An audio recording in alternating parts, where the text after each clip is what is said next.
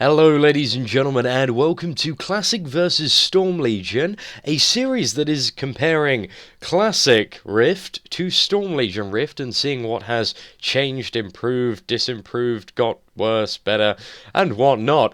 So in episode 2, which is this one, we're going to be covering Chronicles and what has changed with Chronicles, sort of the direction they've gone in, and also that kind of stuff, my thoughts on it, and as always, you guys are going to have your chance to express your comments in the comment section of the video. That's what it's there for, comments, for commenting.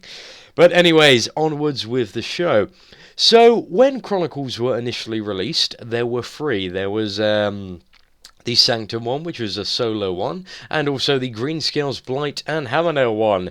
Now, these started off being extremely easy, straightforward, and had pretty much no mechanics at all. Literally, every boss had just one or two things to do, if that. You were lucky if you got a couple of things, but most bosses had one. For example, in Greenscales Blight, Duke Laterus, the only mechanic he had is occasionally he'd spawn 4 ads, which would do no damage and have practically no health, so they just die in 1 or 2 AoEs. And then you had Oracle Illyria, who just spawned wisps and had some werewolves that you had to just quickly nuke down at the start. And it was all very, very simple and easy. Now, what sort of changed as we got into Storm Legion? Because throughout Classic, it stayed that way. There were no real mechanics to any bosses, in all honesty, apart from maybe the last boss in the Sanctum Chronicle. Hammernail was just a case of you click the runes and the bosses die.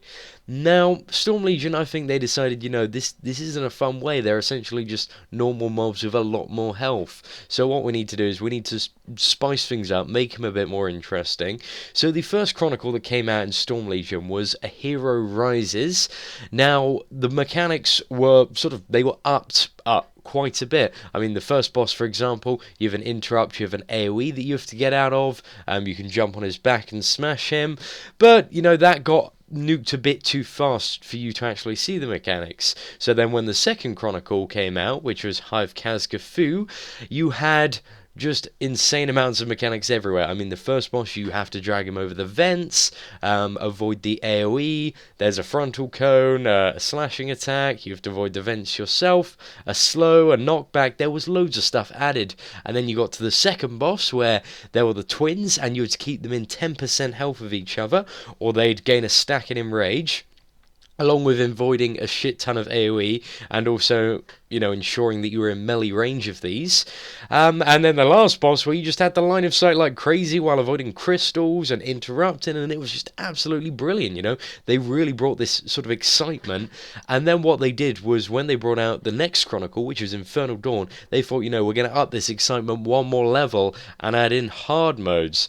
Now, these were for already amazing encounters, such as Macklemore, Rucelia, and Laphis, and the hard modes are just absolutely phenomenal. They're really, really fun to do.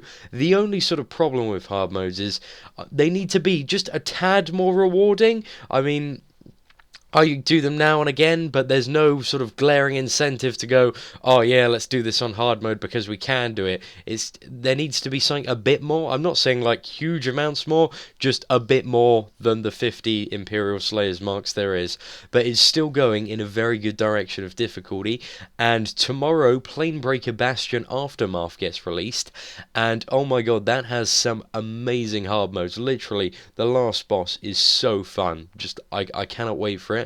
And I cannot wait to do a load of videos on it. So I really like the sort of direction that Chronicles are heading, and I really hope they continue to sort of build on the fact that people want to have really challenging and fun solo content, and I think they're doing a brilliant job of it.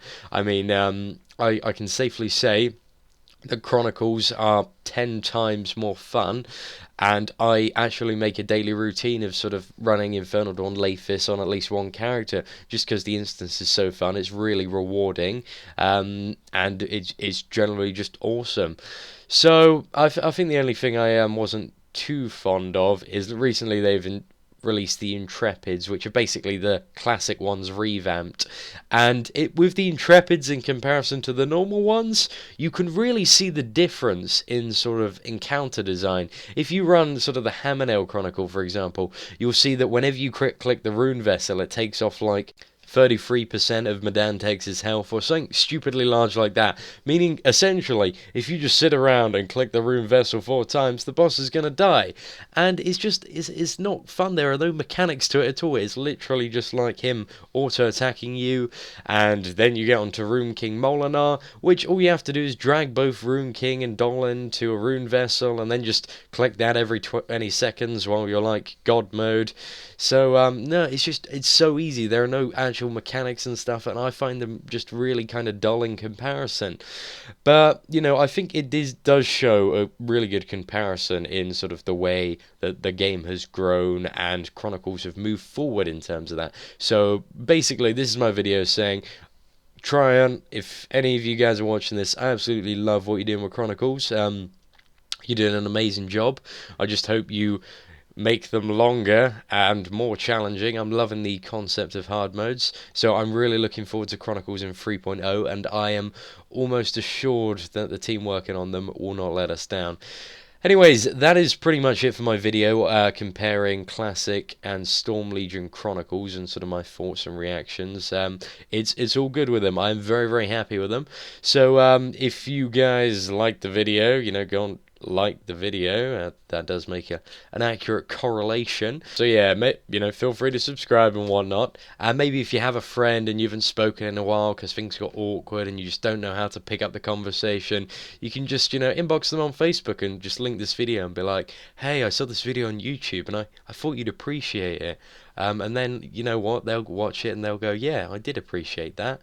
Thank you for linking me that. You're a nice guy. I should have got back in contact with you. And then you'll be like, no, it was all my fault. And then you guys can have like a massive rekindlement. And basically what I'm trying to say is you can reignite friendship with this video alone just by linking it to a friend.